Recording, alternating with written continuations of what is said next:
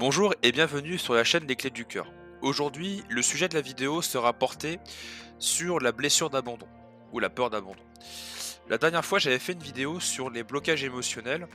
Les blocages émotionnels, du coup, comme je l'avais concrètement expliqué, c'est quelque chose qui est lié aux émotions, quelque chose qui est provoqué souvent par l'éducation, le schéma familial, l'enfance, enfin, toutes ces choses-là peuvent provoquer effectivement un blocage émotionnel.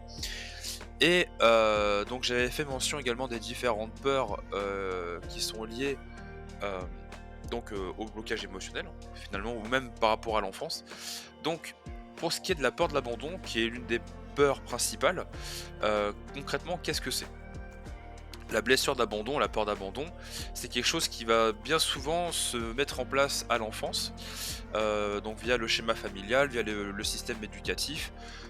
C'est souvent ça qui met en place, les prémices, on va dire, de la blessure d'abandon, elle peut aussi être provoquée bien sûr par, une expérience vécue, donc c'est important que je le mette aussi en avant. Ça peut être un abandon aussi bien psychique que physique. Donc concrètement, ça peut être tout simplement un parent qui n'a pas été assez présent pour nous lors de l'enfance, ou ça peut être aussi un parent qui n'a pas du tout été présent. Je parle bien physiquement, bien sûr. Donc concrètement, ça peut se mettre en place à partir de ce moment-là et après en fait, au fil du temps, heu, finalement votre inconscient, lui, va enregistrer cette expérience comme quelque chose finalement de pas agréable et puis, bah, vous avez pu subir vous dans votre vie, heu, différentes choses qui vous ont effectivement conditionné par rapport à ça. Donc, en général, les signes qui sont liés, à cette fameuse peur, ou des choses en tout cas que vous pouvez avoir comme comportement qui, sont fortement liés à la blessure d'abandon, sont la dépendance affective. Ça va être le signe principal. Donc concrètement, la dépendance affective, bah, ça va être quand vous allez, être en permanence à la recherche de l'approbation des autres. Ça va être aussi lorsque dans une relation sentimentale, hem, ça va être de constamment courir après l'autre, de tout faire pour la personne, de vous oublier, de pas vous respecter. Ça va être des signes comme ça en général qui vont être, beaucoup mis en avant. Pour ce qui est du conditionnement, donc le conditionnement, lui, bah, forcément va aller de pair avec, les signes. Le conditionnement concrètement, ça va être quelque chose qui va être lié à votre plutôt système d'enfance. C'est-à-dire que quand vous avez été plus petit, plus jeune, bah, vous avez eu ces expériences et en fin de compte, en grandissant et ben, vous êtes conditionné de telle manière à ce que ça ne vous arrive plus. C'est-à-dire qu'inconsciemment, votre cerveau, lui, il va toujours au plus rapide, c'est-à-dire qu'il a vécu de telle expérience, donc si ce schéma se reproduit, votre cerveau va toujours aller au plus rapide. C'est-à-dire que si, vous avez une personne concrètement qui vous fuit un petit peu ou qui ne veut pas forcément s'engager ou, que vous sentez peut-être un petit peu en retrait et cetera, tout de suite ça va vous faire paniquer, donc bah, forcément vous allez lui courir après. Donc ça c'est concrètement enfin, ça va être clairement un signe de conditionnement lié à la blessure d'abandon. Heu, pour en revenir à la dépendance affective, donc qui est l'un des masques principaux, qui est lié à cette blessure, donc il y a bien sûr un travail à faire par rapport à ça. C'est quelque chose qui est assez difficile à faire seul parce que c'est quelque chose bien souvent qu'on ne se rend pas compte, suivant en plus les années qui se sont passées où vous êtes habitué finalement à ce type de comportement ou même de pensée. C'est très difficile de s'en rendre compte parce que tout est géré principalement par l'inconscient. La seule chose qui peut faire que vous avez conscience, c'est que vous sentez qu'il y a quelque chose qui ne colle pas ou qui ne va pas, ou tout simplement un mal-être. Et de là, en fin de compte, c'est ce qui fait qu'on peut commencer le travail. Parce que si vous avez cette conscience-là, on peut commencer à travailler dans le sens où on peut aller chercher dans votre inconscient qu'est-ce qui se passe, qui nous permettra d'avoir finalement un point de départ et de là, bah, pouvoir commencer à faire un travail qui permet de petit à petit se libérer de cette fameuse peur. C'est un travail qui est souvent quand même de longue haleine parce que, et qui est aussi bien souvent accompagné d'un travail thérapeutique parce que, c'est quelque chose qui va souvent toucher à votre passé et à votre enfance. Donc c'est quelque chose qui peut être important de savoir qu'il faut potentiellement, faire un travail thérapeutique.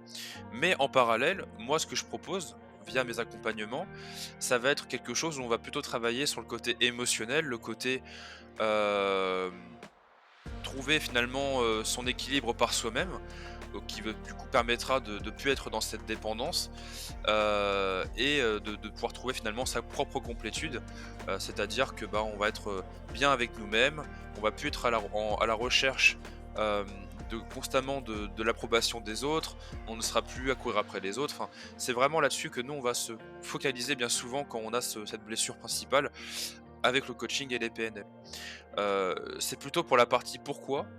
Pourquoi est-ce que j'ai eu ce passé? Pourquoi j'ai eu cette enfance? Enfin, vraiment, le travail du passé, bien souvent, est fait via un accompagnement thérapeutique. Par contre, le comment je fais pour m'en sortir, ça, on peut le faire ensemble via le coaching et les PNL. Donc concrètement, voilà ce que je peux vous proposer via les accompagnements. Ça peut être en tout cas important de travailler aussi sur les émotions parce que bien souvent on est très en colère, après la personne qui peut nous fuir ou ou même on peut, comment dire, en vouloir un peu à la terre entière, mais bien souvent, tout est en nous. C'est-à-dire que il est important de bien travailler sur soi parce que il est toujours plus facile dans tous les cas, peu importe la relation dans laquelle vous êtes, que ce soit dans une relation un petit peu de dépendance, fuyant et cetera où forcément, bah, ça va bien ça va bien ensemble pour les peurs, ça les fait bien travailler. Heu, mais on va dire que c'est important en tout cas de travailler sur soi parce que c'est toujours plus facile de se changer soi, d'évoluer soi-même que de faire évoluer une autre personne.